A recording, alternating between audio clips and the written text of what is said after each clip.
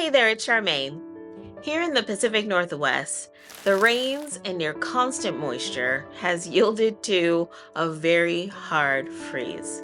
It is way too cold outside to be doing anything. The ground and everything out there is frozen solid. So we're going to stay inside today and do some tasks. It just so happens that there are several very important tasks that need to be done for the upcoming growing season. They can be done indoors, so now is the perfect time to do them. Let's get started. First off, it's a good idea to go through your seeds. I keep mine in this old tool chest that somebody was going to throw away. I just keep them in these Ziploc bags, and the bags will last forever, so I can just reuse them over and over again. What seeds are you running out of that you plan to grow this year? Maybe there's a type of seed that you're grown last year that you want to do a new seed this year. For me, that would be these sunflowers. These are the ones that I grew last year, and they did great. Beautiful, beautiful flowers. But I was really intrigued by this teddy bear sunflower and also this Mexican sunflower. So I'm going to try both of these this year. You'll want to check the date of your seeds as well, just to make sure they're still good. These onion seeds, for instance, they were packaged in 2021. Onion seeds lose their efficacy drastically after the second year. Some of these might still grow, but these won't be my mainstay. I did order fresh seeds from M.I. Gardener this year, so these are the ones that I already have growing. It's also a good idea to take a little bit of an inventory to see what you already have so you don't end up ordering the same thing twice, like I did with these marigolds. No matter, these were a good grower this past year, so I'm kind of glad that I have a second one on hand. Write some of this stuff down so that you have it when you're going to the websites and to your seed catalogs. Now that I have an idea of the things I need to order, I like to go through my seed catalogs.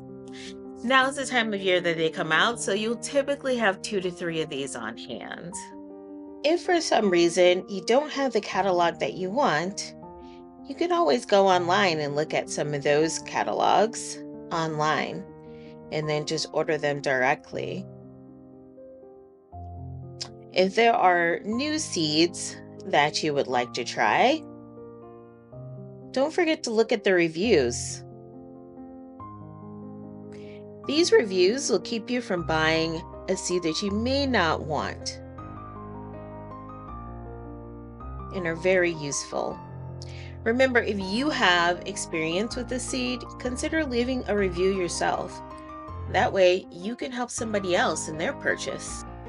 Now is also the perfect time to start planning your garden for the upcoming season, especially if you're going to start from seed. I like to take out my garden journal for that. I like to start by looking at my lessons learned. These I wrote down towards the end of the season last year. If you don't already have a list of things that you learned during your last growing season, go ahead and do that now as a jumping off point. Once I've reviewed things like what to buy more of, or maybe what to space out better, or maybe up my trellis game, for instance. However, once I've looked at that, the next thing I go to is my diagrams. I've made diagrams of all of my planting spaces. I prefer to lay out where everything is going to go in advance. So I add those things in pencil in the diagram, and the things that are already in place and won't be moved, I put in pen. Now I haven't written a key on here, but I do know what the symbols stand for. I used to write a key in seasons past, so if the key is helpful for you, consider leaving a space in the corner to write those things, like BB stands for blueberries, or instead of writing mint all the way out, I'll just put an M, and then I'll put SB for strawberries. Things like that to help you. I have a layout for my front yard garden, which gets the most sun. I also have a layout for my back patio and the little side area next to the patio. And then I have a section for my backyard garden. Here's a bonus tip.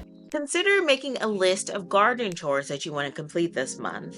Break them down into smaller pieces. That way you can check them off as you get them done, and that'll make the whole list of tasks seem less overwhelming. I'll be doing that when it gets warmer outside, of course. Let me know if you're planning to grow any new varieties of seed this year and what some of your favorite seed companies are. Stay warm out there. Thanks for watching and be blessed.